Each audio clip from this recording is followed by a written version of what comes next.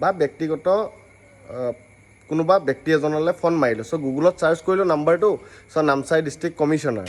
চ' কমিশ্যনাৰলৈ phone কৰিলোঁ এই ৰাতিখন 1টা বজাত। মোৰো মন নাছিলে যে ফোন কৰিবলৈ, তো ফোন মাৰিলোঁ।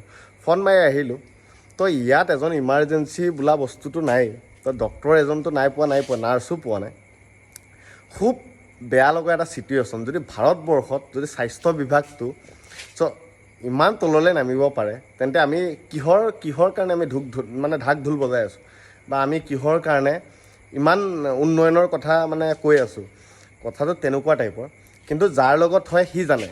এতিয়া মই বৰ্তমান 1টা বাজিছে, 1:30 বাজিছে, গোটেইখন হস্পিটেল বিচাৰিছোঁ নামচাই ডিষ্ট্ৰিক্টত, কিন্তু এখন ফাৰ্মাচী বিচাৰি পোৱা নাই, বা ব্যক্তিগত ফাৰ্মাচীয়ে হওক, বিচাৰিব গৈছোঁ যদিও পোৱা নাই। কিন্তু খুব বেছি দুখ লাগিছে, মনত খুব বেছি আঘাত লাগিছে। মানুহ এজন গাঁৱৰ পৰা যেতিয়া আহিব, বা গাঁৱৰ পৰা যেতিয়া স্বাস্থ্যৰ কাৰণে বা